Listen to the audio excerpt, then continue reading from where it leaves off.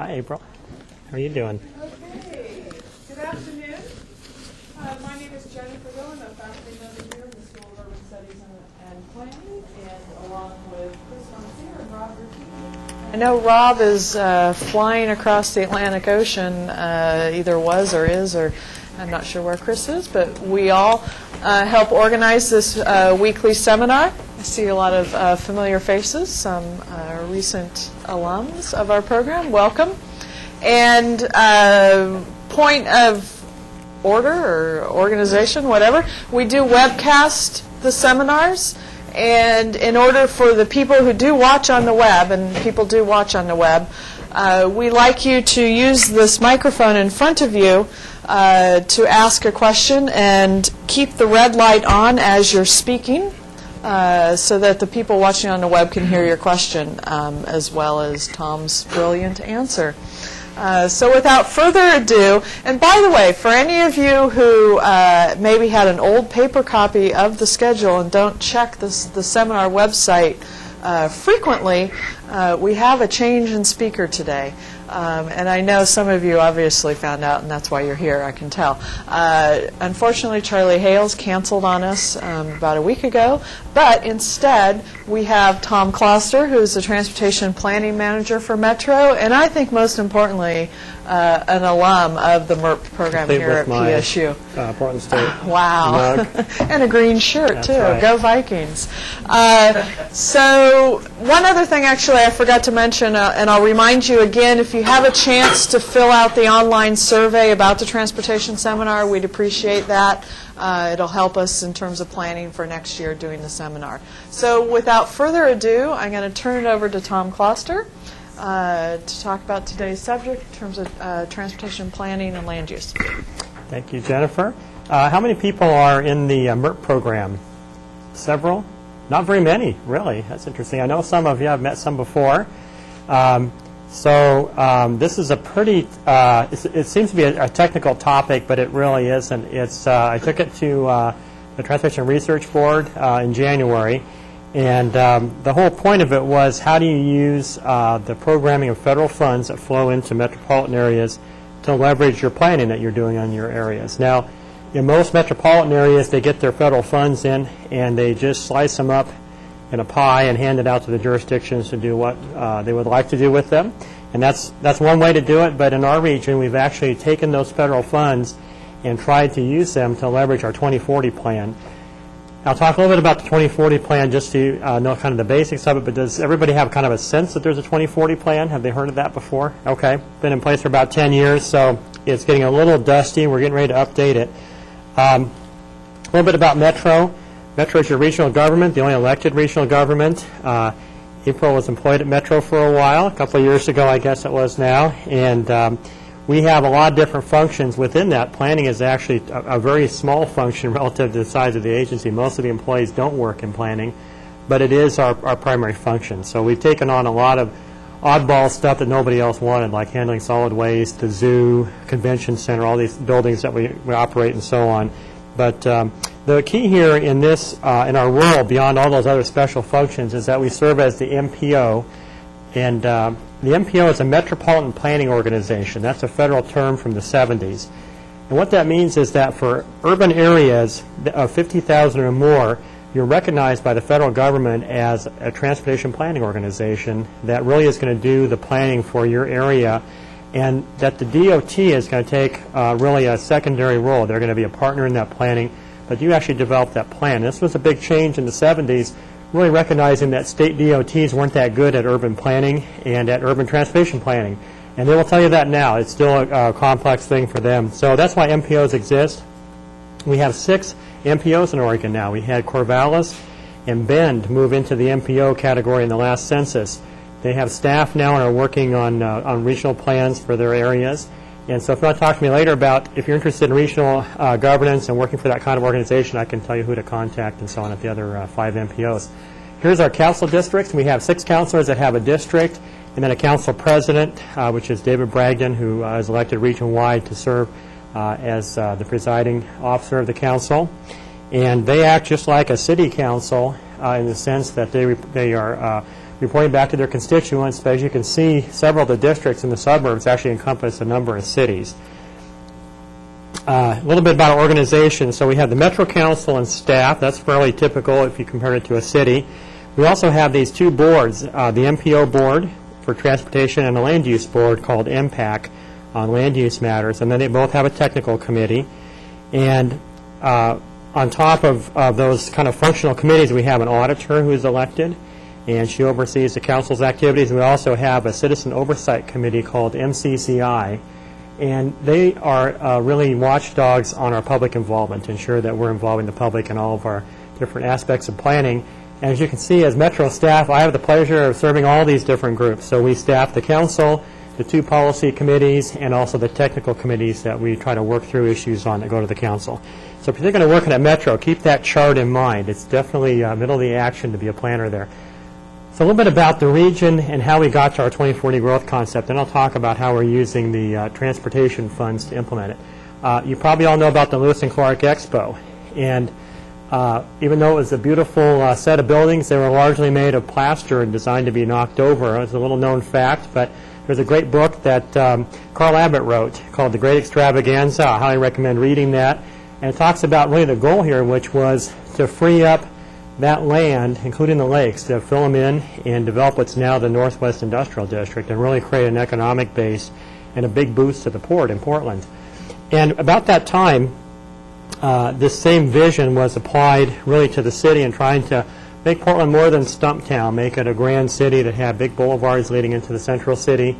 And a couple of plans that were critical to that were the Olmstead and Bennett plans. Later on, there was a Cheney plan that called out a bunch of different street improvements. And I think if we had stayed on those plans, you would have seen a completely different city today. However, World War II intervened, just like it did for a lot of major cities, and we abandoned the concept of a bunch of radial boulevards. And right now, the remnants you can see are Sandy and Foster. Those are a couple that we actually completed parts of. And we went to a highway system. And instead of Portland really growing incrementally along from its neighborhoods along streetcar lines like we had been up until the 1950s, we started really growing out in farm towns like Gresham and Beaverton and Hillsborough that were suddenly connected with a highway and 15 minutes away from downtown, typical of really any major city. What was atypical for Portland is after we developed that map, which shows all the planned freeways that were proposed in 1969, there was a backlash in Portland against doing this, that Portlanders began to see that highway system as a bad thing for the city. And in fact, one of the lines that's shown in black on there is the Mount Hood Freeway. It was far enough along in 69 that it was assumed to be built, a done deal. And that was the one that really caused the backlash in the end. So now we have the 2040 plan growing out of the legacy of that backlash, because the backlash led to the downtown plan for Portland, to a new focus on a multimodal system, bringing in light rail, for example, as an alternative freeway building. And so the 2040 plan tried to take those themes that we learned from Portland and apply them across the region. This is a piece called LUTRAC, and that stands for Land Use, Transportation, and Air Quality.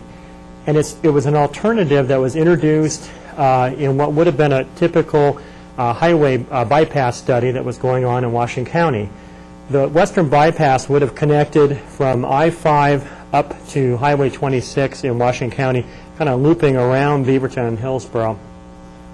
And the Thousand Friends of Oregon came into the picture on this project and said, why don't we do something different? The goal was to fix Highway 217. So why don't we go and relook at 217, look at land use and transportation in the existing corridor, and not simply try to replumb it every time we fill up a highway. And so that's how LUTRAC was born, to look at land use, transportation, and then the air quality benefits. Metro's significance here was that we were still a fairly small agency, and we weren't necessarily going to be part of this equation, except that we had developed a GIS, which a lot of places in the region have been helping us develop, but we had it online, and so that became the tool to do this analysis, because you couldn't do a land use analysis of this scale without a GIS. So that's how Metro came to the table. And that really is what put Metro in the position to ask the voters for a home rule charter in '92 and to really greatly expand our authority. So I think without LUTRAC, Metro wouldn't have risen up to that level of prominence in the region and would still be a very small agency just addressing those MPO functions that we have. So we developed these concepts for growth for the 2040 plan, and from the different scenarios, which were simply keep sprawling out, sprawl out a little more densely was concept A, put all the growth inside the existing boundary, and send some of the growth to neighboring cities with concept C. These different options were laid out really predicated on the reality that we had hit the boundary and needed to expand it somewhere, and had really drawn it pretty oversized when it was first adopted back in 1979. So along with Lutrac, we were having these questions about where we're going to grow as a region, and we had learned that we hadn't really filled up that land that we had overbounded very well. It was pretty low density development, and so at the rate that we were going, the base case was going to run us right out to the coast range in no time. So 2040 growth concept sought to apply the same things learned in Lutrac to expanding the urban growth boundary, and that's how we came up with the hybrid, which looks like this. It's a 50-year vision, and the main thing you need to know about it is that the purple dots on there are regional centers and town centers, and what they're really intended to do is to take the lessons learned from downtown Portland, which you are in right now and you know is one of the most successful downtowns in the country, and apply those to all those little farm communities that we swept over when we sprawled out in the 50s and essentially lost their downtown. They had usually some highway malls pop up, and if you went and looked off of the highway, you could find the old downtown. It was still there, and it had usually a very dense street system and a lot of failing businesses and usually some pretty poor housing. And so the goal was to go back and sort of polish off those diamonds in the rough and recreate those as a center of communities. And so we have, in this plan, 7 town centers were called out and 7 regional centers and 30 town centers. A regional center built out would look like what downtown Vancouver is looking like right now. If you've been over there lately, it's becoming quite urban. And it's got about 10,000 jobs downtown. That's about what they're aiming for residents downtown. That's typically what we'd expect where you see the bigger purple dot in places like Gresham, Beaverton. The smaller dots, the town centers, would be maybe a quarter of that. So the idea was to try to make all this stuff happen. The goal was that if you did that, you actually would not have to expand the boundary as much because you're focusing growth inward as opposed to just outward. So for me as a transportation planner, this is where the handoff began, because we had this growth concept developed. We had some transportation principles to it, but really there were a bunch of themes that came out that we had to then reinforce with transportation. I'll run through these and then show you how we're trying to do that with our funds that we allocate at Metro for transportation. So growth in centers is pretty straightforward, what you see in Portland, which is compact, built to urban scale, mixed use, focusing civic activities here. So when you're making a decision to rebuild a post office, that you build that in the town center, not out on the highway, and getting a handle on parking, which has been applied across the region now. Another piece of that, if you're going to build a more compact urban form, to also provide for preserving natural areas and open space. The region did this in a big way in '95 by passing a bond measure for $230 million. We've since bought 10,000 acres of parkland, and so that's really the first step. We're now talking about going after more to keep up with growth. Another piece of 2040 was providing travel options, and so in this case, this is ranges from things like expanding transit service so people actually have access to it, to really building a better street system that's better connected, actually has sidewalks. Oftentimes, facilities in the 50s were built without a sidewalk at all. The assumption was everybody's going to drive. You don't need a sidewalk. And so a lot of times we're going back and retrofitting the existing infrastructure in a lot of times these older town centers that had really been bypassed. They had very old facilities that needed to be rebuilt, or they hadn't been built at all. This is looking at, I'm going to change this slide someday, non-SOV share. An SOV is basically driving alone. And so one of the goals we have in our plan is to try to reduce the number of people who need to drive alone. It's not necessary to tell them they can't drive alone anymore. It's to provide options for them in terms of how they live and where they're traveling that are attractive so that they can take other forms of transit or share a ride. So looking at how land use fits into that, what we really know is that we can make the biggest dent on this front in places that are compact and have lots of different modes of travel, like downtown Portland. So we set a range of targets that we want to aspire to in this growth concept. In the larger centers, getting to about 45 to 70% of the travel to occur as something other than driving alone. in neighborhoods, the ambition's a little bit less because we know in those areas there aren't the options available. There aren't as many places to walk to. There's not as many modes available to use. Another piece was handling parking. In this case, we really took lessons from downtown Portland and applied those across the region, which was establishing minimum and maximum parking ratios so that we didn't overbuild parking, but also provided enough to allow for businesses to be healthy. And a key part of this was, and actually now is in state rules, was having parking lots have street-like features. And if you've ever been to Jansen Beach or Eastport Plaza, those are the two best examples I can think of. If you go into the parking lot, you'll see sidewalks and sort of a grid-type pattern of sidewalks and streets and so on. And the idea there is that it allows for easier infill so that over time, as that mode share is shifting away from drive alone and you need less parking, you can actually begin to infill those developments with commercial buildings or housing. And there's a very strong incentive for the landowners to do that, so they're eager to do that as well. The key missing ingredient was organizing the parking in a way that it could allow that to easily happen. So the idea here is to, in a sense, to leave blank blocks that could be developed later as there's less dependence on driving alone. Another piece of the 2040 as a theme was active living. Idea here, you probably have talked about this before in your different circles, but this is really creating an urban form that allows for more activity in your daily life. So it's not necessarily, it's really saying you shouldn't have to drive to a club to get exercise. You should be able to do that in your daily life. And another piece of that is aging in place, allowing the elderly to not necessarily have to be warehoused, so they can stay in their home almost to the end of life before they need to be in some kind of a care facility, because the community is designed in a way that they can get around easily without having to drive.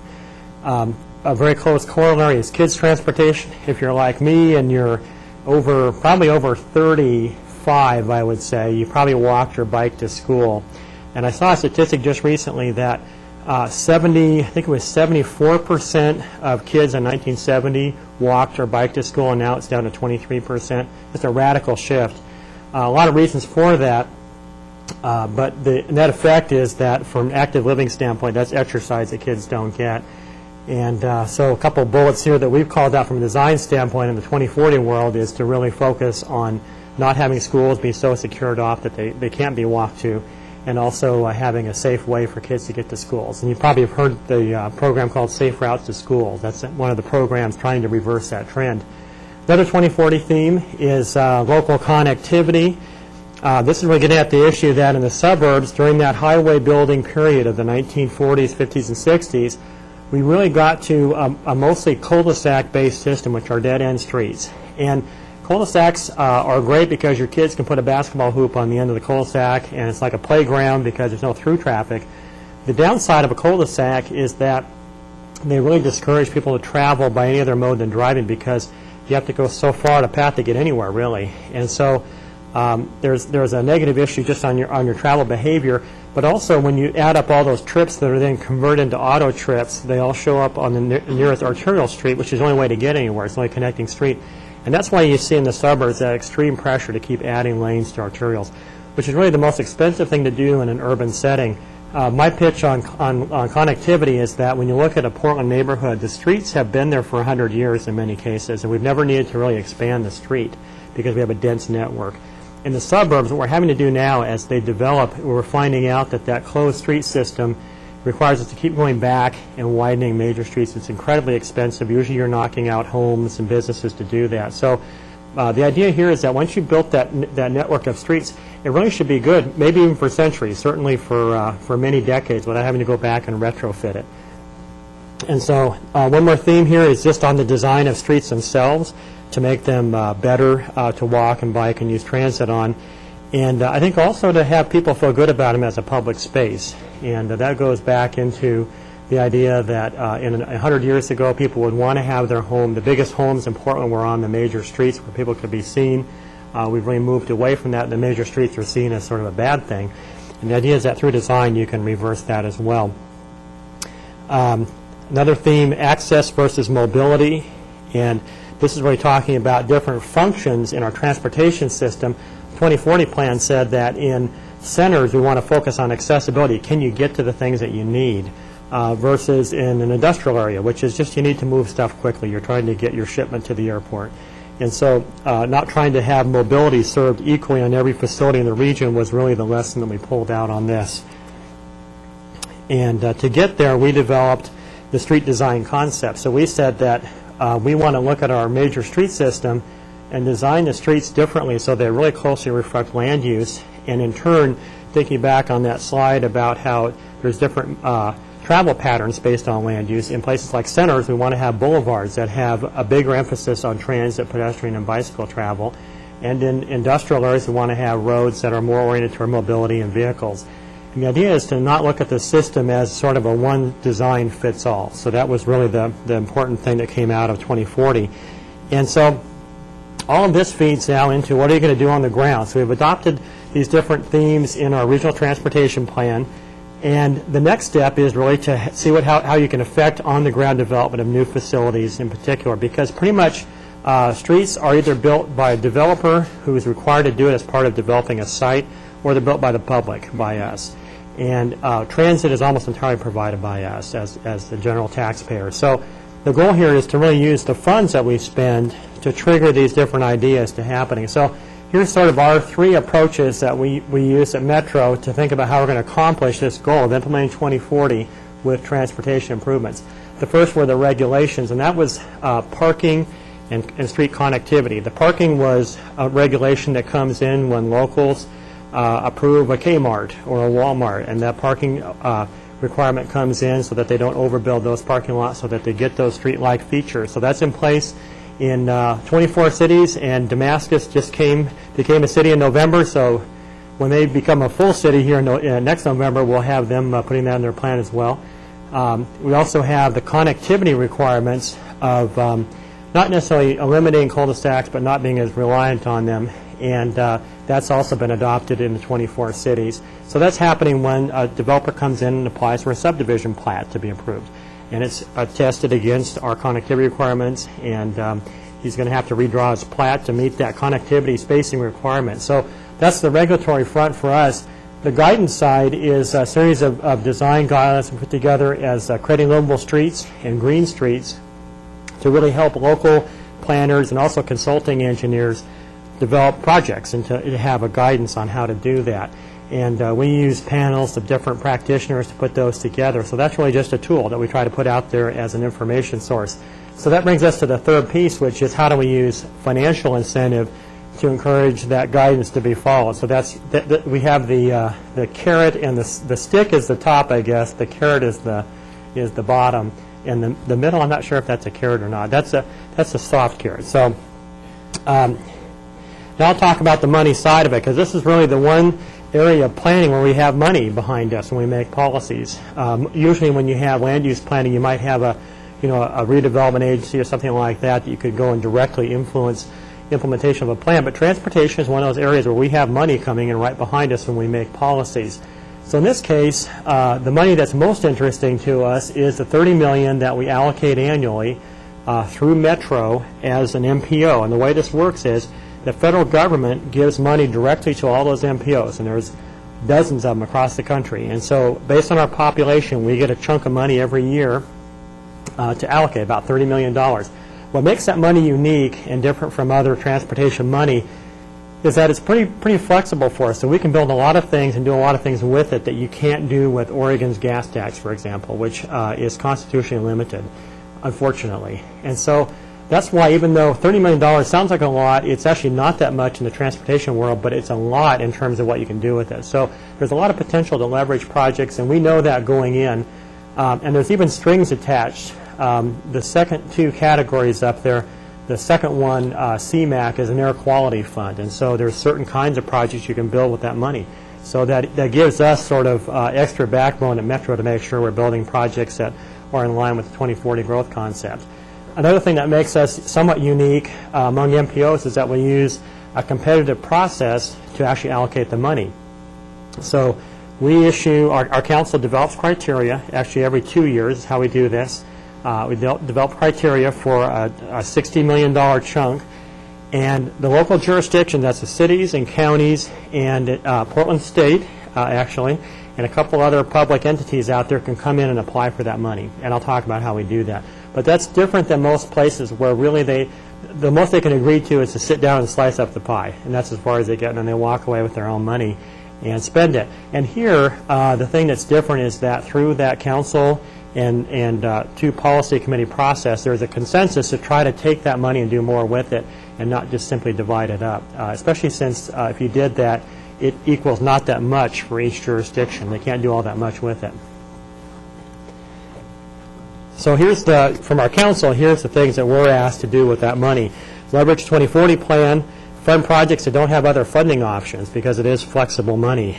Complete gaps in our system, places where, let's say, a small city is between a couple larger cities and hasn't been able to put together the improvements needed to make a trail or bicycle connection work.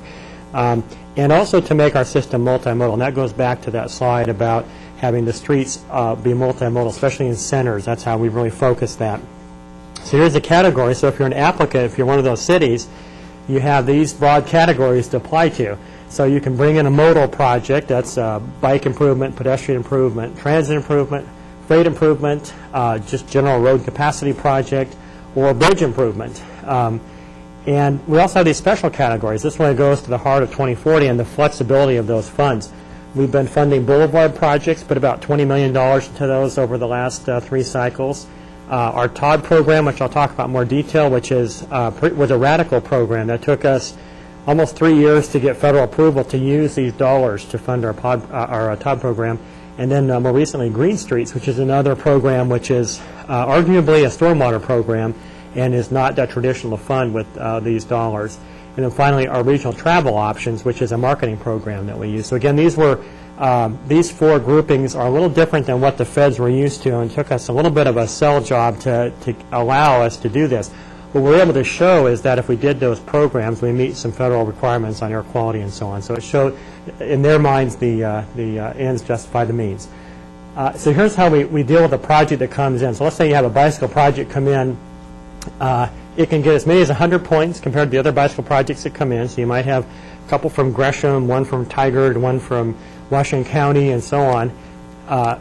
We've really stilted the points toward a 2040 outcome. So again, as we evaluate these projects, we want to look at projects that best help a regional center or a town center develop.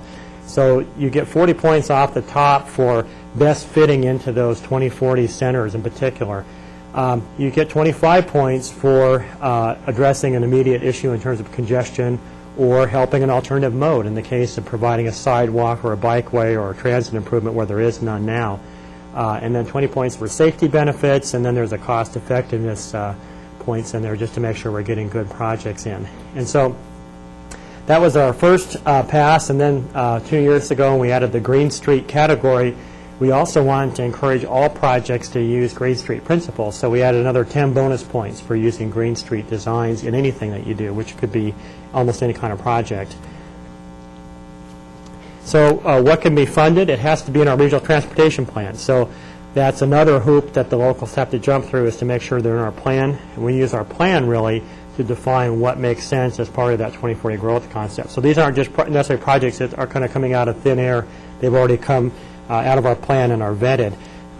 It also must be in their local plan. And we also require them to be consistent with our design criteria. So here's our process. We go through solicitation, which means send us your applications. We break that down to a 150% list for public comment, which is really sort of the best projects. And then we go through a narrowing of a draft 100% list, which is the available funds, and have another hearing on that, and take that to the electeds. They approve it tentatively. Then we stop everything and go through an air quality analysis to demonstrate that those projects they're about to hand that money to will result in our plan meeting federal air quality requirements, which is always a step we go through. Then they do a final adoption of it. All of this takes 2 years from start to finish. So it's basically, for Ted Liebold, who's our project manager at Metro, it's a constant treadmill to crank these dollars out. And so this is how we spend that money. The public outreach really occurs all during that period. So we involve the public in developing the criteria on the front end for how we're going to evaluate projects. They get tweaked every round, and then we involve them all the way through in narrowing the projects down to that final 100% list. And let's get through that. publish all those comments that we get. Get about 1,000 comments in each cycle. So these last few slides are how it's working, and I think this is really where we're always trying to look at the program and see whether it's having the result that we want. We want this to actually build our 2040 growth concept, or certainly set the stage for it. So here's our allocations from 95 to 2005 through this program, and 95 is when the growth concept was adopted. The first few cycles we were less successful. So if you looked at these numbers like in 99, the road, highway, bridge, traditional funding category would have been bigger. We've actually become much more successful in funding transit, boulevard projects, bike and ped, and so on in later years. So that green wedge is getting smaller. In the last two cycles, our council talked about dropping roads out as an eligible category entirely. Just, we're not going to do roads with this source of funds, because there's other funds to do roads with. You have state gas tax and things like that. So I think as we evaluate this over time, I think you'll see that wedge certainly get smaller. Probably keep the bridge in there, just because bridges have been a crisis point around here, and so sometimes a little bit of money out of our program can help a bridge get toward major funding. On the alternative mode front, a piece of the MTIP that's been really valuable, and the MTIP is our program that we use to implement this. That's the Metropolitan Transportation Improvement Program. So when I say programming, that's the process of putting this into the MTIP. That's our official process for obligating the funds. And so one of the things that we've done in there is to set up a kitty for rail improvements, which, unlike roads, don't have a gas tax feeding into them. We have to go out to the voters usually, or use urban renewal and things like that to pay for rail improvements. And so for that purpose, we set up a small amount of money that is seed money that creates something for local governments to raise money against. So it becomes kind of the kernel. And that's an ongoing commitment that we have in the MTIP. That's how we paid for, gotten things like streetcar moving and interstate max and airport max. All that stuff has really taken that seed to get moving. A lot of times to get the EIS work done is how we've actually gotten that. And once that work is done, it's easier to raise the money at the federal and state level. We've been putting $1.2 million annually into our regional travel options program. That's the marketing side in terms of encouraging alternatives to driving.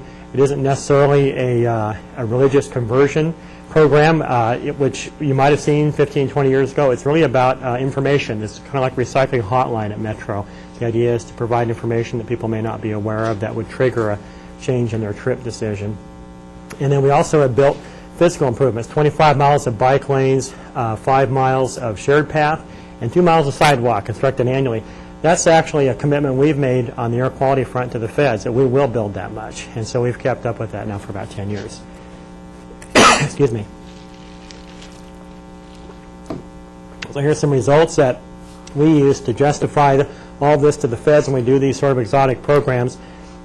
Our travel options program, we've documented a trip reduction of about 10,700 auto trips, and about 79,000 miles of reduced VMT annually. And this is something that we show. It's hard to show this, but if you're helping people make a different trip decision, how do you show that? So we use surveys with employers that participate in the program to see if people were considering driving but then took a bus because they learned about a bus, or it seems safer to them, or there was a financial incentive, that kind of thing. And this really translates into not having to make other capital improvements to accommodate that traffic. On the expanded rail front, again, we used the program to create seed money funds to bring in additional revenue. Now we put about $5 million a year into the seed money fund. If you know how much a light rail line costs, they start at about $350 million and go up fast. And a streetcar costs about $80 million for the first leg, another $40 for each additional leg. So they're not cheap. But it turns out that $5 million is enough to get the ball rolling, and a lot of times to get the environmental work done so that it's a serious project and can compete at the national level.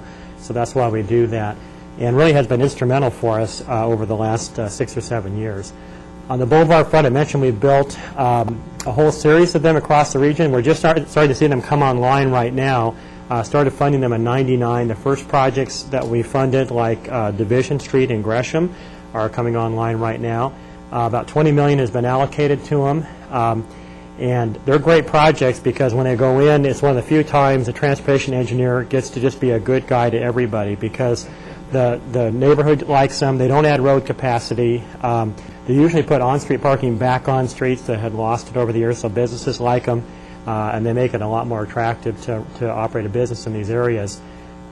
We have really in this program gone to trying to get more overmatch. In other words, we're now asking the locals to put up their own money when they come in and ask for regional funds. We're getting close to 50% on a lot of them. So again, we're trying to stretch our dollars since we have that somewhat static $30 million that we hand out in a given year to try to actually leverage even more of these kinds of projects, with the idea that if we don't get those local funds spent on a 2040 project that is going the direction of our plan, we don't know how it'll be spent, but it may not be on something that helps us leverage that land use. So try to draw as many dollars to it as we can. On the public parking side, we've actually built some parking structures at light rail stations, and so that came right out of the program. Right now we're trying to rethink some surface lots, and we're doing one out in Gateway with TriMet right now to move their parking right at Gateway a couple blocks off into a structure and redevelop their site at the light rail station. So this will be really, I think, an emerging program. And TriMet Metro have gone back and forth on park and rides. We love them, and they've been skeptical at times, but I think they're now starting to look more at park and rides as a strategy, so I think you'll see more of that. I already mentioned connectivity. This is largely regulatory, but we have funded what would be called road projects in Beaverton and Gresham and Clackamas County that really were connectivity improvements. They were key connections in their regional centers that really needed to be made, sometimes across parking lots and things like that, but to create really an urban fabric of streets, they had critical gaps, and we funded those through the MTIP. And again, green streets, at this point we funded a couple of demonstration projects. One technically is now funded differently. It was Coley in Portland, and it was funded through the MTIP, and then there was a switch on the money, but basically that one came in, and then Yamhill Street in Gresham in the Rockwood area. Yamhill's actually in construction right now. If you want to see our first full-blown green street built to the design guidelines, that's an example there. And then the TOD program I mentioned, which is transit-oriented development, this is really an area where Metro can't make that big an impact because we don't have a lot of money to throw at these areas. Urban renewal is expensive business, and so our goal was to try to come in and affect projects that already were planned at light rail stations to make them mixed use and to make them a little bigger than what the market would allow. So we put $2 million annually into the program. It's not that much money in the real estate world, but what it does is it usually allows us to help them put ground floor retail into a building that would have been strictly residential. That's one of our key goals. And it's also allowed us to go in and buy property and then really become the broker in how it's developed at light rail stations. And so land banking is really our new game right now. And so this is an example in Gresham. This is in the middle of Gresham's new civic neighborhood area, and you might have seen a little bit. It's by their city hall. It's along Division Street. And it's interesting in that there's a lot of big box stores, kind of retail chain stores, fit into this more block type pattern. So it's an experiment on that level, but there's not a housing component yet. Well, we're actually just now building this, and the important thing here was the station wasn't there in the middle of this community. So we got in, bought the land around the station before it was there, before it was really attractive, and that allows us to then go back and really select developers for the project. So we have the first parcel right here going into construction right now. So it's a good one to look at, and you can kind of see really the difficulty in jumping the natural evolution of a market, because the natural evolution here would have been to have an area of residential and an area of commercial, but not integrated mixed use. And so we're really basically subsidizing that jump to what you might see in downtown Portland in this case. And there's also some examples here from Washington County and other places along the Banfield line. And again, that's just an ongoing funding that we put into that program. A very small staff of 2.5 people that pull that off. So it's a very lean, energy-driven staff. They actually have gotten a lot of projects, about 25 projects now in about 10 years.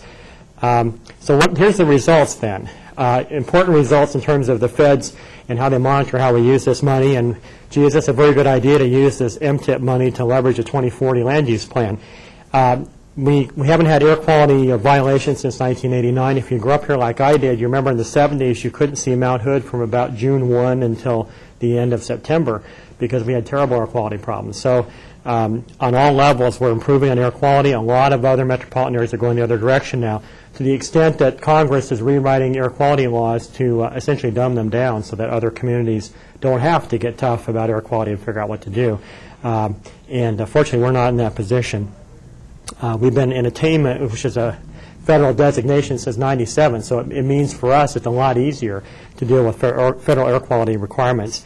We also get a credit for our 2040 plan, a 5% reduction in mobile source emissions. What that means is we persuaded the feds that if we build this land use plan, we've got all these policies in place that are going to do that, that will actually improve air quality as a result. They actually gave us credit for that, which was a first for the feds to acknowledge that a land use plan can have that air quality benefit. That goes back to that LUTRAC study and making that connection. This is, I think, my favorite slide because it shows VMT per capita. So this is the amount that everybody drives in a region, and it shows what we've really been aiming for, which is that we want to see our vehicle miles per capita dropping in our region. Our goal is to reduce reliance on driving alone by providing options, providing a land use pattern that allows people to make shorter trips, whether it's in a car or some other mode. And so this has us dropping since '96, really since after the 2040 plan began to be implemented. And you can see there's a lot of communities that are not having a lot of success on this. And in fact, their VMT, I think, is going to keep growing, and you'll see a lot of cities above 30 in the next 10 years. I think it's going to top out at around 35 or something like that, but that's a horrible range when you have a place like Portland, where I think we're going to get down to 16 is my prediction right now, 16 miles per capita and daily. So you think about those miles, okay? So this is where it's meaningful in terms of planning. If you live in Hillsborough and drive into Portland every day, that's, I think, 22 miles each way.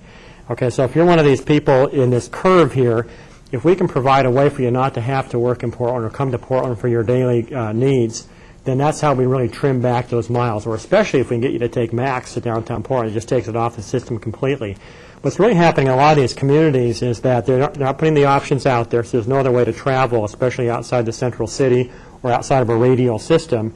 And on top of that, they don't have an edge. They just keep growing out. So every time they capture more travelers on, let's say, a really good transit system in Atlanta, which has a very good rail system, once you get beyond the reach of that, there's nothing. And they're sprawling out so fast that their commuter base just keeps getting farther and farther from them to reach. And so the urban growth boundary is really probably the most important piece of this, but inside that boundary, we're also making a lot of progress in providing meaningful options for people to work and to get to services and so on. So a lot of people have asked us about why our curve's going down. They also accuse us of skewing the numbers. We don't. These are federal highway numbers, so this is out of the federal database, and we hope to have that keep dropping. Other places have dropped briefly because of employment problems. So you see there are some dips. For example, Sacramento dipped with the recession. So places that have far-flung workers that get laid off benefit when there's a recession, because a lot of times people in that situation, in terms of their commute decision, they start leaping before the economy gets even worse, because they're the ones that are most stressed by their commute, and so they start looking for other options and getting out. So when the dot-com crash hit, I think San Jose's in here. I thought it was in here. Yeah, San Jose is the red line. And so they showed a big jump, 98 to 2000. I'm trying to figure that one out. And then they showed a drop after that. So you kind of see their crash. You can also see rail lines coming on board in a couple of the communities, that they actually pick up a bunch of ridership in a new line that opens. So it's interesting looking at this data, but the real thing we're looking for is that general drop. So the next question is, are we doing enough? And this is sort of the grim reality of our program. We use these funds, and we can brag about all the stuff that's going well with it. About 4% of our total funds spent on transportation in the region are out of this program. So a little less than 5%. So when you're trying to change the world, you kind of need to have a big bat, and we don't really have a big bat. We have a rather small bat. And so we've tried to use that money to affect these other wedges, but the bottom line is that we really need to be affecting the other pieces as well. If you move into just the capital spending, because that last chart showed all spending, which includes bus operations and maintenance of roads and things like that. Even on the capital side, we're just at 14% of what's built to add to the system, which is where you're making the most change. So even in this area, we have a lot of work to do to shape how the other funds are spent. And so this is kind of where I wanted to go today as far as the next steps. We've begun shaping 2040 in a big way with how we spend that money that we control at Metro. We're going to start moving into how other people spend their money. It's going to be a pretty wild ride, I suspect, because we've got 25 cities out there and 3 counties and a port that may or may not agree with that approach. So we've kind of started down that road. The real issue was how we described our needs, because one of the problems we have is that we had set a level of service policy for congestion that was really higher than people wanted to pay for. We plan to confront that in our next transportation plan update, which is starting right now at Metro, and come to grips with that. The reason is that when you set a very high policy, and by the way, level of service D basically means operating at posted speed roughly on highways during the peak hour. Now, not many of us expect the Banfield to operate at 55 during the peak hour, or any other freeway basically in the region. They operate closer to this, which is fail in the engineering world. What that means is that it's exceeded design capacity. So stop and go between 0 and 20 miles an hour, which is pretty much what I see out my window when I look down the Banfield over at the Metro building, every day starting at about 4 o'clock. And so the council in 1999, when they last adopted a transportation plan, said, okay, we're going to get real about this. We're going to tolerate peak hour congestion. So they started in this direction and said, we're not going to try to put all of our money into adding road capacity for the peak hour. I think that they're going to probably take it another step. And the reason is, even with that reduced standard that we set, so we weren't trying to build our way out during the peak hour, we still have a shortfall of anywhere from half to 2/3 across our system in terms of the needs that the plan calls out and what we can actually fund with revenue projections that assume that we're going to actually get new revenue over the next 20 years or so. So we have a big shortfall. Where our council's going right now, and they're sort of in the planning stages on this, is something called outcome-based planning. It's an outgrowth of something called outcome-based budgeting. And in fact, we're going to have one of the co-authors of a book called The Price of Government at our Metro building on Monday to talk more about this. And the idea is that the money that gets spent on government, just beyond transportation, just on government, is pretty much flat over the last 50 years. It's about, you can tweak it, but it's about between 33 and 37 cents per dollar dollar that a person has gets spent on government. So for each dollar you have, about 33 to 37 cents goes into some level of government, whether it's your federal taxes, state taxes, local taxes. And so the idea that you can suddenly build schools or roads or the military or anything else because you'll have a huge infusion, it only really comes at the cost of some other government service, that the taxpayers have really been pretty consistent in allowing taxes to stay in that range. And so we're talking about this at Metro because we want to try to be real about how much we can do. And then that in turn says, how can you implement this 2040 growth concept if you have fewer dollars than you were counting on? It's closer to reality because we're really talking about a more real stream, but it does mean that there's things that we probably can't afford to do that we used to think we could. We're also, hand in hand with that, going to have a really expanded public outreach that gets into focus groups and a lot of direct marketing techniques to understand how people want their money spent. We did some of this during the 2040 project, and their priorities are different than how we spend the money for sure, partly because they don't know how much things cost, but also because they don't necessarily like the things that we're spending the money on, and there's enough disconnect there that they don't really get to vote with their feet very well. So we're trying to get into that issue as well. And finally, the thing we're going to learn from our MTIP process is to make the transportation plan itself a competitive process. Right now it's open-ended. You bring a project, it goes on the plan. We go through a more or less cursory exercise to set a financially constrained subset of projects. But it's pretty much up to local jurisdictions, and it's been pretty much without parameters in terms of how to do that. There's a few just to make sure we don't violate air quality laws and so on. But this is going to be a different approach, and I think where we're headed is to ask locals to go through the same kind of process to add projects to our plan on the larger scale. So whereas the MTIP was allocating $60 million for in a 2-year cycle, The regional transportation plan is going to look at 20 years of projects and going through a similar process to try to evaluate which projects ought to be in. And I think what we'll see is we'll have a set of projects, and we'll probably have a gray area of additional projects and needs that are identified. They just aren't funded, and they're out there. And if we suddenly went from 33 cents per dollar to 36 in the Portland region, we could fund more of them. But to use that as sort of an outcome-based budgeting, use that as a way to create that incentive. And the theories behind this are interesting, but that's for a different presentation. But really the idea is that if you get to a competitive process for building government services or infrastructure, they actually create a lot better projects in the end. So moving away from an entitlement-based allocation of federal funds to agencies to competitive is actually going to help us build more than we would have gotten for those same dollars if we'd gone the traditional route. So stay tuned on that one. I'm sure we're going to have a lively update starting this summer. And we'll see how this goes. It should be interesting. A couple resources I'll mention. Our local streets handbooks you can actually get them free if you live in the region. So they're on the website. It's set up because we sell them outside the region to pay for our printing costs, but you can get them free inside the region. And that's my own website, where I say things that I can't say when I'm on Metro Time about street design. And I guess that's my last slide there. Ted Liebold is our MTIP program manager. And so if you wanted to contact him directly about anything you saw today, he can tell you about the details of the projects. And I see Lance sitting back there in the corner. And Lance actually got to work on this update in a big way last year because, Lance, you basically put together the entire web face of it in terms of project description and so on. I think you helped Ted on some financial stuff. And I've got him scurrying this week to help you on a letter, by the way, which we owe you for a long time.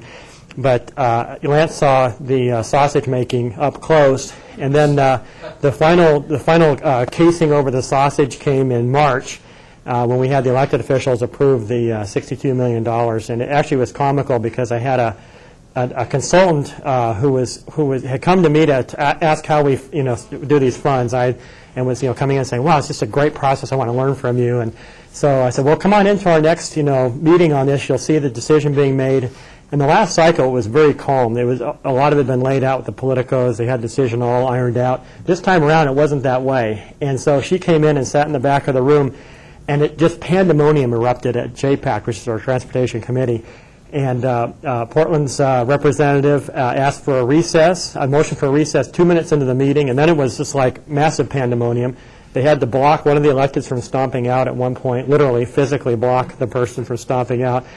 And so she came up and she said, "So is this how it goes usually?" I said, "Well, no, it's a little worse this time. But normally it is a consensus-based process, so we'll see if that holds up in the future." Hopefully that wasn't a harbinger of things to come. So, thanks. Apologies if you saw this at Jennifer's class last term. I don't think I recognized anybody, and she didn't think she did either. So thank you. Questions? Yeah. Can you go back to the... Oh, I shouldn't have The closed that. microphone, Casey.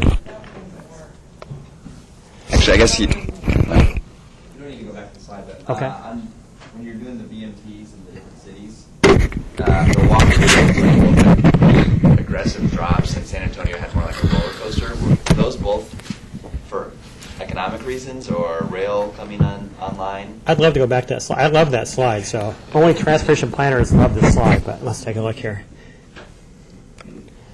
So San Antonio is the... They had rail coming on during this period. So I think that's that drop that you see, that actual direct drop in VMT that you see like in 98 to 99. I think it's a transit line coming online. It actually has an impact. It's surprising. Now, some of this can also be noise, but I think in that case that's what you see there. I'm not sure if the dip after that, a lot of people had a VMT quote-unquote benefit in the recession that started in 1999. And so you see a lot of them either level off or drop. And that's really just because people weren't driving very much. Now, I'm going to be interested to get this data in about a year to see what gas prices have done over the last year, because we're going to see it dip or leveling off because people are paying a lot at the pump. So I think our goal in this is that you're going to see those curves. Our goal is to actually try to have a downward trend and maybe not even cycle like that, not have it jump around as much. Yeah. Part of ours, I think, in the case of like Interstate Max, is that we had really good ridership on the existing service there. We have had a bump. The TriMet numbers have come in, and we have had a bump. But it wasn't, in some of the quarters, like in some of these cities, they had no transit at all. And all of a sudden, they had a light rail line drop down next to a highway that was congested. Now, some of the other dips you'll see going up is a new interstate segment opening up. It cuts both ways. And we're not doing a lot of highway building here, but if you go to just like Reno was the last place I noticed that had a huge project opening up, you'll see that number jump way up because you'll have people suddenly make a real estate decision based on a highway, which they did here while we were building highways a lot. They moved 20 miles further away because they could. So that's the kind of thing that can create that upswing as well. Yeah. Not going to reach? All right. Yeah, that's as far as it goes. Could you say something about the relationship between Metro and the transit agencies and transportation planning? And I guess what I'm thinking in particular with relation to land use. In Portland, we have, and like I think a number of cities have the same kind of issue. You have this very local transit, buses that stops every couple blocks. And then you have this jump up to, in our case, light rail, which stops every couple miles. And then we're just getting online now this commuter rail between Wilsonville and Portland, which stops probably every 5 or 7 miles or so. And of course, that has profound implications for land use. So I've never been quite clear how that works, and also like how that commuter rail segment comes in and works with the 2040 plan, since that's not part of the kind of regular system. Yeah. On the gap issue, we haven't been very big on busways here, on rapid bus or BRT. Some people call it BRT, which is bus rapid transit. We have a couple lines called on our plan, and I think we'll begin to see that come out as a mid-level type of service. And a busway can run anywhere from a reserved right-of-way, like a median down the middle of the street, like light rail, to mixing in with the traffic, but having signal priority and special treatments at stations, that kind of thing. The nearest example we're going to have is in Eugene, and they've got actually a really interesting project going down there through LTD, which is their transit service. In fact, I've been stealing their images of it because they've got some cool images showing what does a bus look like. A lot of people say, what does it look like? Well, it literally has like a trough that the bus drives in. So I think we're going to see that because light rail is so incredibly expensive, and we've got a bus rapid transit line proposed now from Clackamas Regional Center down to Oregon City. That's one place that we're planning to do that. I think you'll see more places. The other thing about bus rapid transit is that it's also, when you have tighter dollars, it's an evolutionary step because if you're reserving right-of-way, you can come back later and add rail to it if you want to do that. Our bias on it, I call it bias, but the reason we're always shooting for light rail over bus rapid transit in the past has been that there's a demonstrated attraction that we call the max factor in our modeling even to rail. People want to ride it more. They feel safer on it. They think it's more reliable. And also on the land use side, people feel that if there's a track there, it's not going to go away, and they'll make that investment decision to put a building up. So I think that's, in the past, that's why we haven't seen that midsection get filled in. So that's one piece I think we'll begin to see, for lack of funds probably, we'll see more of a pragmatic approach. The other thing that we're going to see more of is frequent bus, which TriMet is now starting to implement on a lot of places. The best example is McLaughlin Boulevard, where they dramatically improved service and had a big spike in ridership. So, and frequent bus is basically a bus where you don't need to look at the schedule. It's going to be there in 10 minutes, around the clock, or at least around the operations clock. So I think you'll see us filling in between the lowest level, which is just sheer coverage, just having a bus there at some point during the day, to light rail with these other systems in between. And especially frequent bus you'll see in the near future in a lot of places. Oh, and your second question was about the Wilson commuter rail, but also right. How the planning works, because you have all these different agencies that are, I don't know the whole story of the Wilson right. but that's obviously not, that wasn't a metro plan. Right. This other agency that it affects the 2040 plan. The way that the transit agencies work with us is that we, as an MPO, we develop a unified planning work program for the entire region. So everything we do is coordinated that way. And really, for me, I'm evaluated by the feds every year on whether we're doing all that. So we're always coordinating with one another. When something pops up out of the blue, like the commuter rail line, usually what happens is the electeds go back and amend the plan and add it in if they think it makes sense. We actually have commuter rail in the regional plan, but a little different line than that one. It's actually a line that would extend from Union Station down through Milwaukee, and then cross over at the Forgotten Bridge, which crosses over to Lake Oswego, then head over to Tualatin, and then go to Salem. And so that's how we think about commuter rail. So this line's a little different, and we hadn't thought of it that way before, but in the future we do expect to see commuter rail to Salem and possibly to Eugene. So the Salem line's obvious right now because there's an enormous amount of interaction. If we could actually make it work, that's the next question, is whether the demand is so dispersed on this end that we can't actually capture it on a rail line, which is pretty, discrete.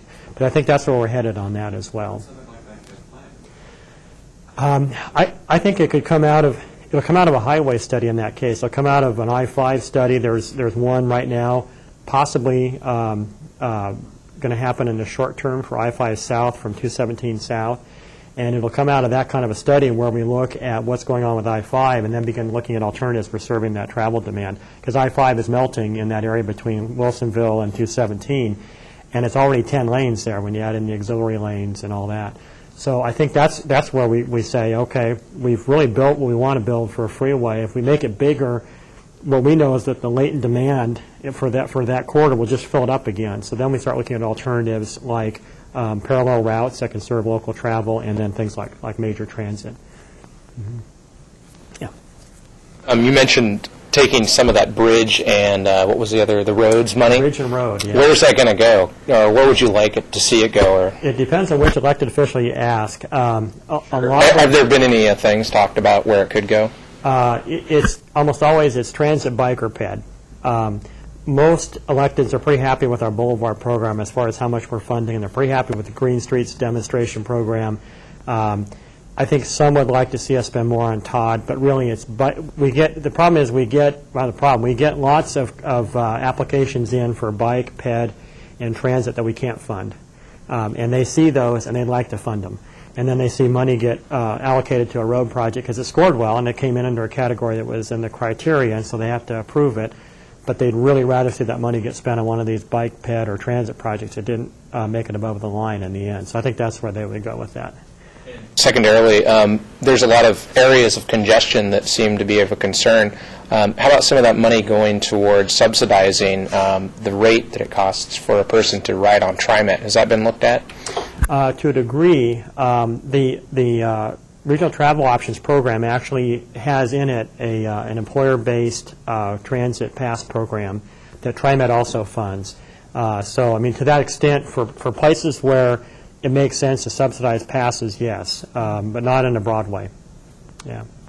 And right now, I'm hoping we don't lose Fairless Square. I don't know if I should say that officially, but I hope we don't lose Fairless Square because that's actually a really cool thing for those of us who live and work in this area. But, they've got revenue is, or passenger revenue is only a piece of the formula for transit. So that's where we're always trying to figure out, is the fare scaring people off? And usually it's not. But to some populations it is. I was at a focus group for a different project a few weeks ago and heard a bunch of seniors say, we really want a 65 cent fare for seniors, permanent 60, and because 65. And I thought, that's really resonating with them, and it was surprising. There was a dozen elderly people, and they all just were like onto that. I thought, well, that might be a motivating thing. Maybe that's what you have to do to make that motivating to them. We had in the same focus group, we had a sort of a creative class segment of people who were between 19 and 28, and they were just the opposite. They didn't really care about the fares. It was all about convenience, and time. And so I think that's for TriMet and for the smaller agencies like SMART in Wilsonville, which operates free service. It's free to anybody who lives in Wilsonville. And CTRAM, which is right now reeling from a rollback on their budget. It's just a balancing act. How do you attract more people with these programs and also just keep your system running? So they're always looking for ways to increase the attractiveness that way, and fares is a piece of it. Denny. I'm a local government planner, as you know, Tom, but one of the concerns that I hear from the public in Lake Oswego, and you may hear this around the region, is that our strategies for infill and following 2040 essentially creates even more congestion on the existing street system when we have a a plan that essentially doesn't really improve that existing street system, specifically I-5 or Highway 43 in McAdam, and we continue to put more trips or more development along that system without increasing capacity. I guess I'm just wondering how you have responded and how the Metro Council has responded to those types of questions. There's two questions there. One is just a general, does adding density add congestion? And we hear that a lot. I've got some interesting stuff for anybody who's a local planner and wants it from our 2040 days, and Denny, you were there to see that stuff, I think. But what we really showed, and it makes sense from this slide actually, is that compact urban form actually requires less driving, and so you can fit a lot more people into that area in terms of their driving needs than you could in a really dispersed form. And that's what our data showed us too. When we looked at like a sprawl pattern, had more vehicle hours of delay and all the things you look at for congestion than our most compact urban form did. So maybe I can be more specific. It's in major infill sites like, say, Bridgeport Village. Well, that's the other part of it.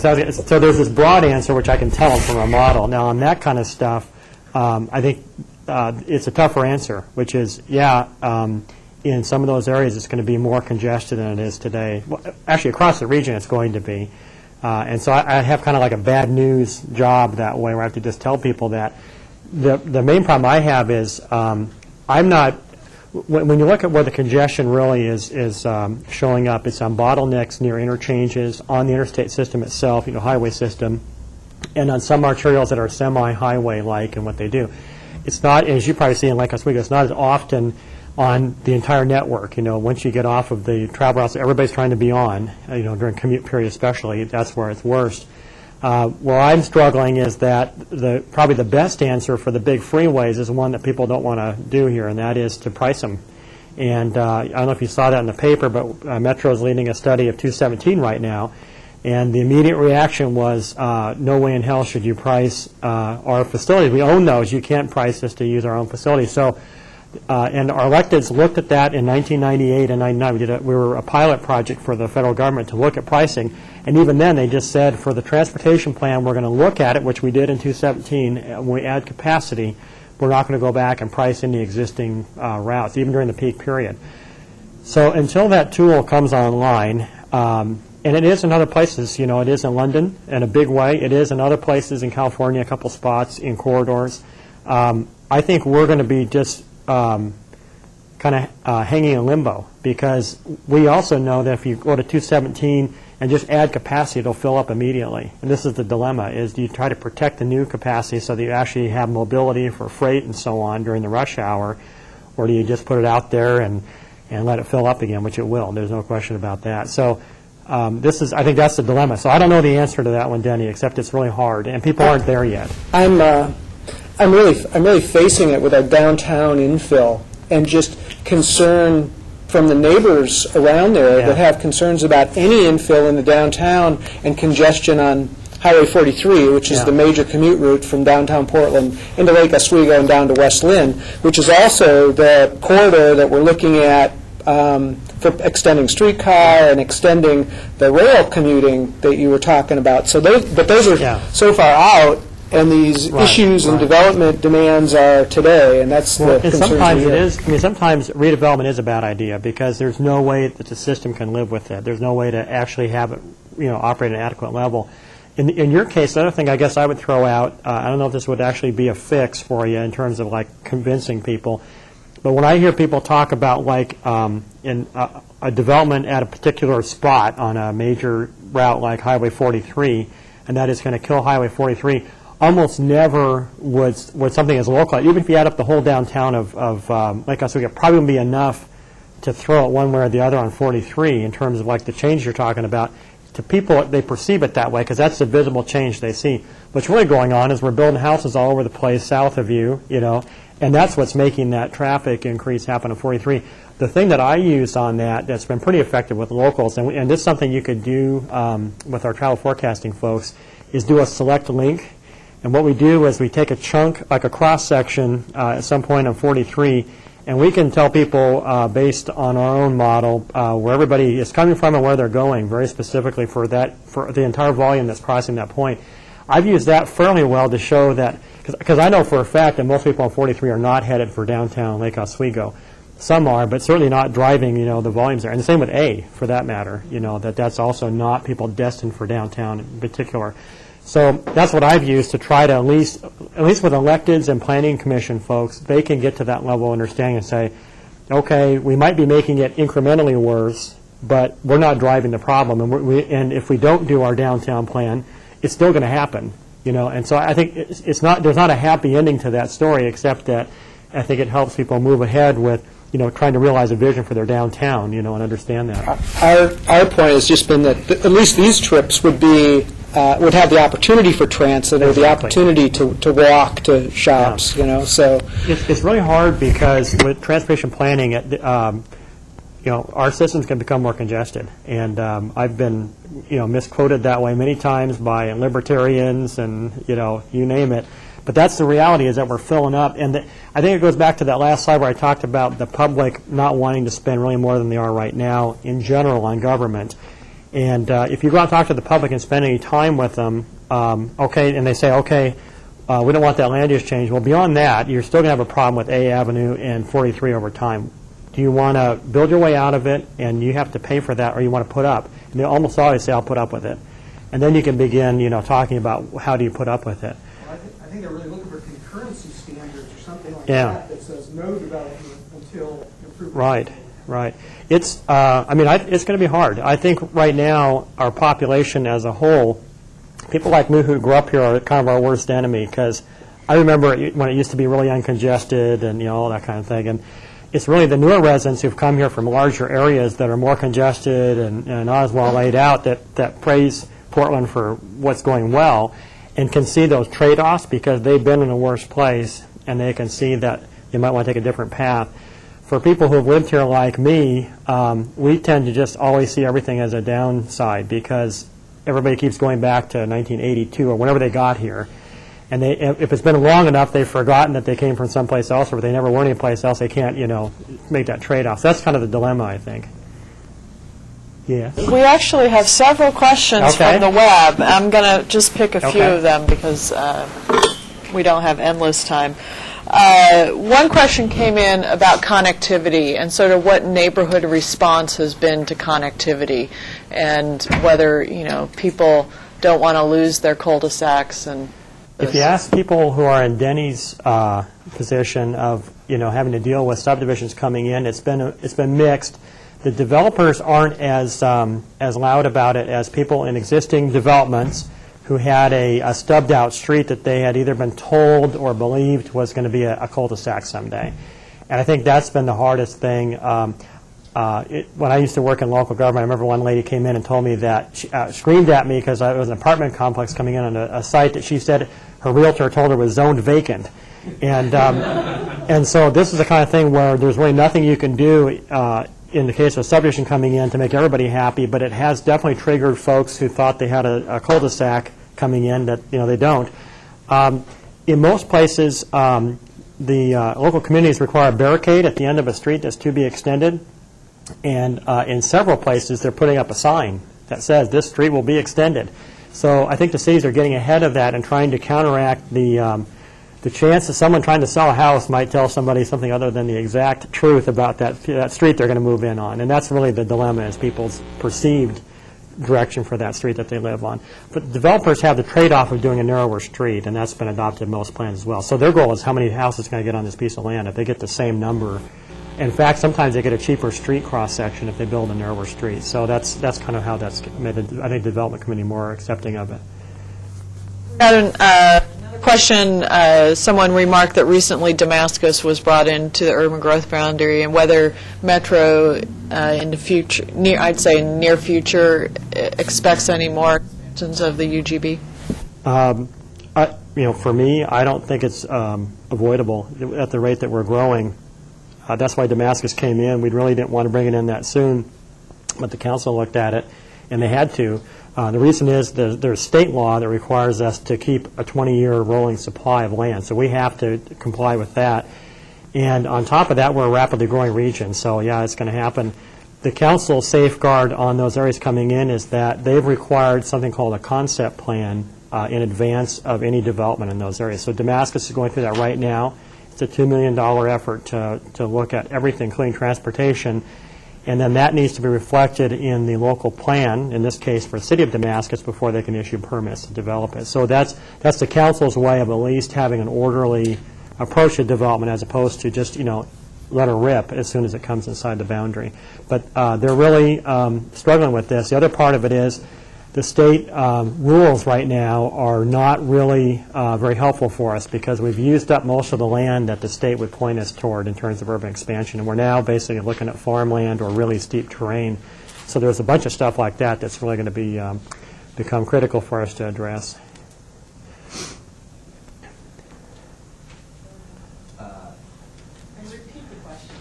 Okay, sorry. And that was probably for one of the planners at Metro, by the way. I was going to ask you not to read any of the web questions to me. There was one from Metro Planner. The computer went away, though, and I can't remember them all. That's a setup. They're not allowed to ask. Yeah. Along with that UGB expansion, spring water off the South of Gresham Yeah. is part of it. And a lot of it's supposed to be industrial land, but the transportation connection isn't very good. Right. What sort of, how are you solving that? Right now, the city of Gresham did a spring water concept plan. Again, they're required to do that. And we're trying to hurry up and figure out how to do the transportation side of it. I think some of that will be paid for with development, so they'll probably get by for a while on existing facilities. And I believe the legislature was approached to do some interchange improvements, sort of as a state piece of that on where Highway 26 abuts it. But yeah, every time one of those properties opens up, typically in transportation, new developing areas live on rural roads for a while until we catch up on transportation. There's enough capacity there they can buy some time, but we have to get moving basically to, within 5 or 10 years, begin to urbanize the system in a big way. Yeah. The 2040 plan had certain promises of what it would achieve, what the performance would be in terms of mode share and VMT. How does Metro monitor that progress, and how much of the VMT reduction can be attributed to land use changes versus transportation changes versus the economy or some demographic changes and so forth? We have a 2040 evaluation report that comes out every couple of years, and we have a whole bunch of measures that we track so the council can evaluate how we're doing from, housing affordability to transportation and so on. So the last report was published last fall. The planner at Metro that handles that is Jerry Uba, another proud PSU graduate. And so that's really for that purpose, so that they can go back and revisit. Now, right now we're going into a reevaluation of 2040 itself. So I think every 10 years is what we're setting ourselves up for. We'll actually go back and revisit the plan. And this will set a new out year of, I think, of 2060 is what we're heading toward. So the idea is to keep it fresh, learn from it year to year, but also keep it fresh. And I think mostly let the council know if we're achieving this goal of centers. That's in particular what we're concerned about now, because the numbers have shown that we're underperforming there.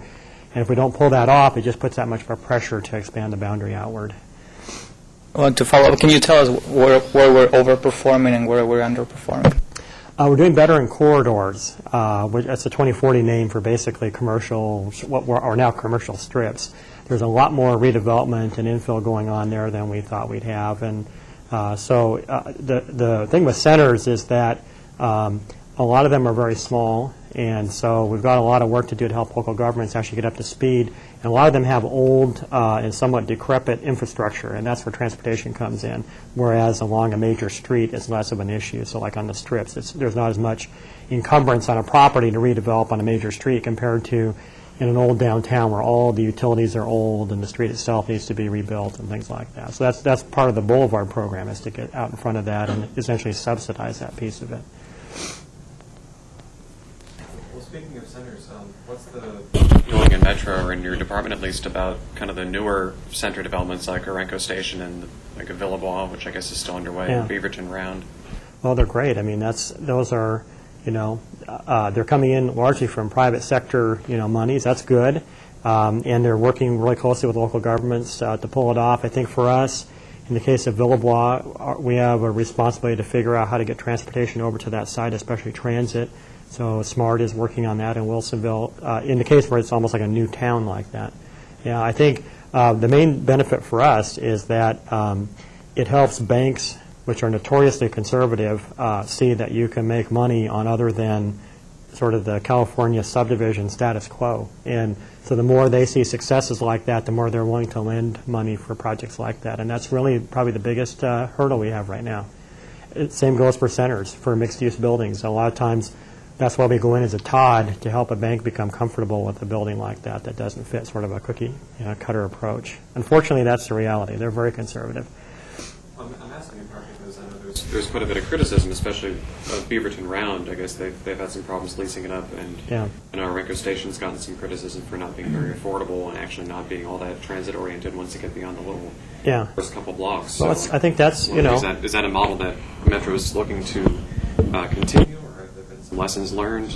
I think part of it is they're ahead of their market a little bit. That's the nature of trying to build a center that far ahead of its market. I think if you looked at, try to pull another example, probably the first big buildings that went up in the Pearl District were seen as a little sketchy. Or a better example would be over in the Lloyd District. But there's a couple buildings, and it hasn't quite taken off yet. And I think for the lenders involved in those, they're thinking, oh, this area is never going to be a residential district. But, one time that was said about Northwest and certainly about the River District. So I think the scary part is trying to get ahead of the real estate community and try to stake out the urban form, with those buildings, get them. Especially, I think that the hard thing for us, the reason why Renko is less, we're more focused on the immediate parcels around a station. That's what we absolutely have to get right, because we're not going to move the station. So we like to see the mixed use in a Renko that's off the station, where our anxiety is much greater as you get right around the station, where we can't usually do it over again for 20 or 30 years. So I think that's where, on light rail stations in particular, there's so much investment in that we absolutely have to get that right. Any last questions? I have a question. Yeah. A lot of people from Vancouver. There are a lot of commuters from Vancouver, Washington, either working or studying. I'm an example. But we have limited choices as far as using mass transit, so I'm forced to drive because I don't have service till night. So is there an option to serve those people with some mass transit? Well, we would be, I think C-Tran would like to do that right now. If C-Tran could, they would create a loop between Interstate Max and Airport Max right now through Clark County. Their voters aren't quite lined up with that right now. And in fact, they've got a substantial number of people living in their service area whose opinion is that Max should never cross the river. So as far as high-end transit, they've got a hill to climb. Plus, they also had a ballot levy fail in November that really was a big hit on their operation. So right now, C-Tran is really just in survival mode, trying to keep the key lines that they can open. So they've got a lot of work to do. On the plus side, downtown Vancouver is doing very well, and there's an emerging voice in Clark County talking about transit, that not everything's going to be a road project and we need to talk about transit. So that's encouraging that we'll move to a more balanced system. But it is going to be an uphill climb. And also the fact that a lot of people have selectively moved to Clark County knowing that, there are some constraints, like it doesn't have transit, so on. So it doesn't have the built-in base that we have on this side of the river, where people have grown up with transit around and they expect it to be there. And so I think that's why it's a steep curve. But C-Tran and their regional government, the mayor of Vancouver, all sit on our transportation policy committee. So we go through all this stuff with them, and they're full partners, and we do the same. We sit on their committees because they're an MPO, just like the Portland side is. And so it's very closely integrated. And the main thing they ask us to do is not to ever talk about putting light rail into Clark County until they're ready to talk about that. That all goes back to the bond measure going down in the late 90s. So it's still a pretty hot button. Yeah. Okay. One more. Do you know, are there any plans to put light rail out towards Damascus area? There's a lot of ideas about that, either along the Foster Road corridor. That's actually called out as a rapid bus corridor in our transportation plan, or along Sunnyside. And right now, the the Damascus concept planning effort is looking at that. So they're going to look at it. I think it's possible, but I bet there will be, I think something like rapid bus would probably pencil out better, and you'll see some really good transit probably on Foster and on either Sunnyside or some other route in that portion of Damascus, yeah. Do you live out in that area by any chance? Yeah. Okay, there's a lot of change coming, yeah. Once the concept plan is done, it's going to be a land rush in that area. If anyone who's seen Sherwood develop over the last 10 years, that will be Damascus. It's going to be crazy. Because it's really the only place where there's a lot of land for development. So it's going to be a lot of change and all the things that go with that. Hopefully good change. Yeah. Okay, before we thank Tom, I do want to remind folks about next week's speaker. We have Scott Drum from the Port of Portland talking about Regional Freight Data Collection Project. And thank you very much, Tom, both for the presentation and filling in.